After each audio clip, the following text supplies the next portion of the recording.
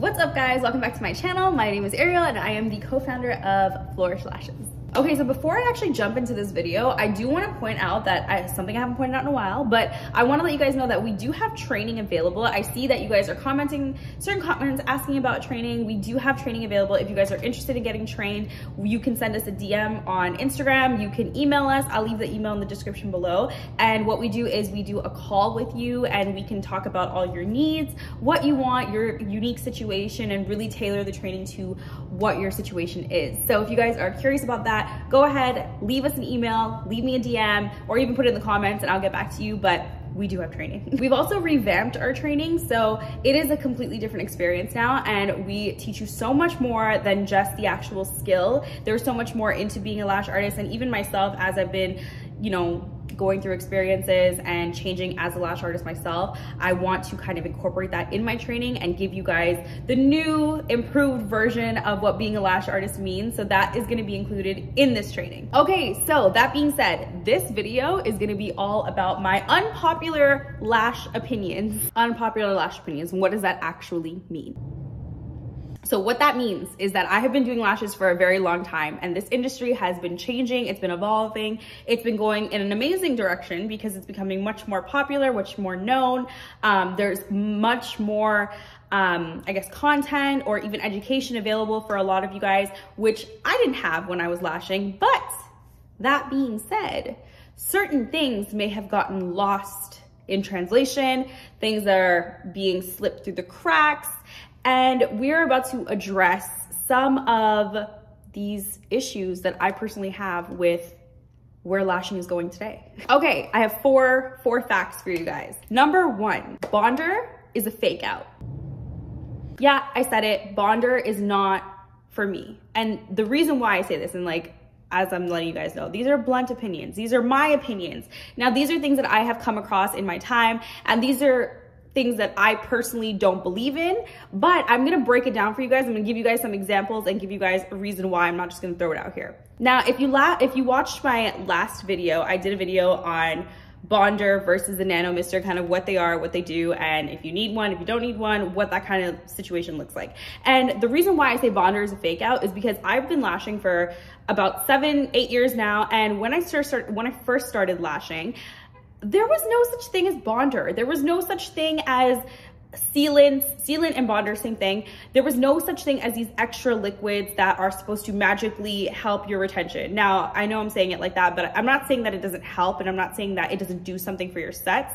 What I'm saying is that people nowadays, lash artists nowadays, are solely dependent on Bonder. And I see a lot of brands out there, I see a lot of lash artists who are enforcing or promoting Bonder as this all-in-all for amazing retention, or this is gonna fix your retention issues, and that is just not true. Bonder is an asset. It's going to help you as you lash. It can definitely eliminate some risks when your client gets up and leaves. It can help eliminate some of the fumes because it seals the it seals the adhesive and closes up that that liquid form into a solid a bit faster. But it does not help if you have bad retention. Bad retention is not going to be solved by adding a specific product like Bonder and magically it's all good and everybody's all happy and you're going to have retention for the next 4 weeks magically.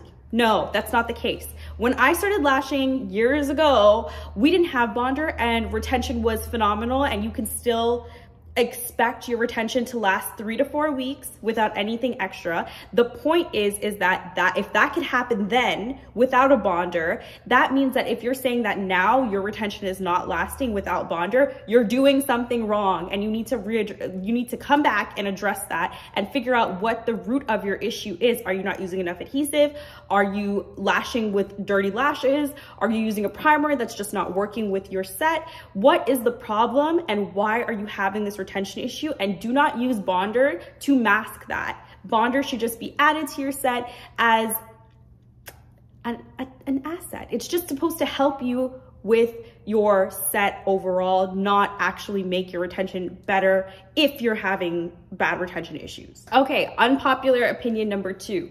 Guys, if you guys are not liking this, I'm sorry, but these are just things I have to say. Okay, number 2, you don't need every client. One of the biggest issues that people have when they first start lashing is they feel like every single client that inquires, that is going to be a potential client, and that is just not true. Nor do you need them to be a potential client.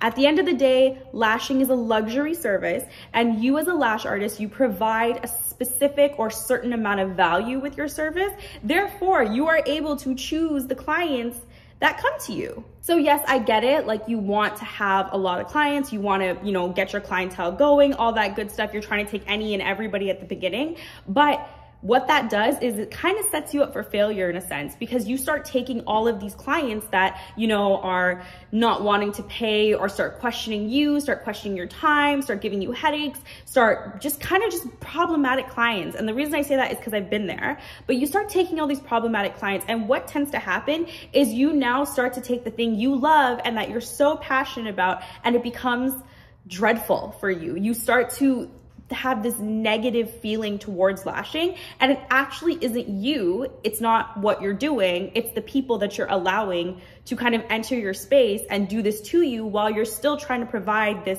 great service. So this is what happens. Like, when I've had clients that have come into my space. This is when I was lashing at home in my basement, and during the set, like, I could just feel the tension. I felt the stress.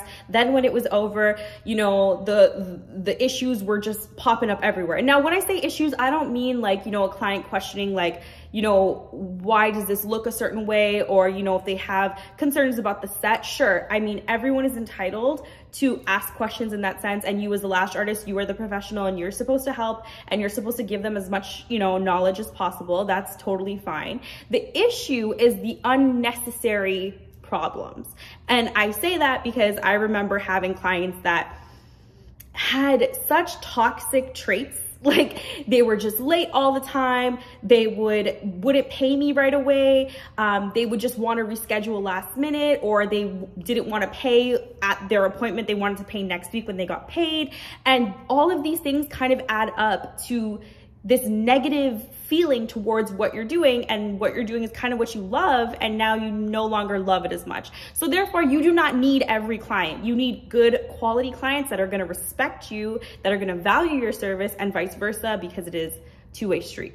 Okay, number 3, you completely forgot that you were in a luxury industry. Why do I say that? I say that because now there are so many lash artists out there, which is amazing. There are so many different types of lash artists, people who provide different services, people who specialize in certain types of lashing, and that is absolutely amazing. But at the end of the day, lashing is a luxury service that is not necessary. Nobody needs lashes as much as some clients claim to need them. Nobody needs lashes, which means you hold the ball in your court. What do I mean by that? It means that you set the boundaries, you set the rules, you set your price point. No one should ever argue with you on your pricing, because again, luxury service, as long as you are adding the value to your entire experience, you should never have someone question why you're so expensive, or why you charge this and don't charge this because somebody else charges this. It's about you, your service, your value, and what you bring to the table. Again, luxury service, let's not forget, nobody needs lash extensions. They want it. And because they want it, again, you hold the power to choose how you perceive the situation. And number 4, which will be my last one, is that cheap products are costing you more money. Now, I get it. When you start lashing, I did it myself. I was like, Amazon, hit me up, because you want to be able to provide the most amount of service, get as many clients as you can, and you're not trying to run out of all these products or these tools or these supplies that you need. And therefore you think to yourself, where is the cheapest option that I can get supplies from? So you go and you get Amazon lashes, you go and you get Amazon glue, you go and you get Wish under eye pads, whatever the case is. Like, you're really and truly trying to find the cheapest route. And I get it, logically you're like, I'll charge X and my supplies are X and I will make this much profit.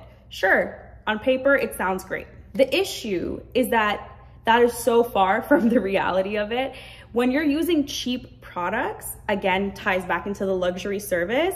When someone is expecting a luxury service, you are now adding that value to the price tag. Therefore, you need to make sure that you provide luxury service, meaning you are using high-end products to then give them a high-end result. And even if it sounds like, oh, they're just lashes, you know, you can't tell a difference, that's not true. Because once you become very educated on your products and you understand the quality, the characteristics of lashing, or sorry, of lashes, of glue, of tweezers, all these things, and how they actually impact your set, you understand how using cheap products really and truly brings down the quality of your service, because now you're not known for that. Now you're known for a quick set that doesn't necessarily look like something else that someone else is doing, because they are using high quality products. And I guarantee you, your clients can see and feel the difference. How is that costing you money? Because now when you're using cheap products, for instance, I'll give you an example,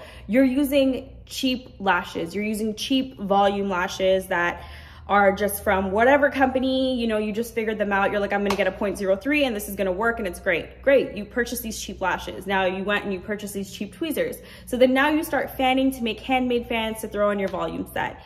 Because your lashes are cheap, they're not fanning properly. And because your tweezers are not of high quality, you're not thinking about the weight of the tweezer, the grip of the tweezer, the tips of the tweezer, the tension of the tweezer, you're not able to fan the lashes. Therefore, you're wasting all of those lashes. So even though those lashes were cheaper, you're still wasting them. They're on the floor. They're not being put onto your client. And even if they are being put onto your client, are they even a good fan? Are they fanning the way that they're supposed to be fanning? I guarantee you, when you start investing in quality products, you will see a huge difference.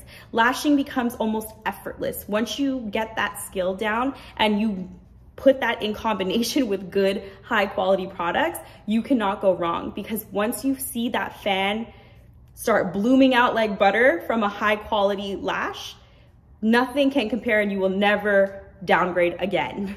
Okay, that is it for this one. I hope that you guys enjoyed it. I hope that this changes your mind a little bit if you were thinking elsewhere, but I really do want to do videos like this because I feel like there's so many things that are being swept under the rug, and I feel like you guys deserve to know these things. So if you guys like this video, don't forget to like, comment, share, and subscribe, and I'll be back with something new next time. Bye.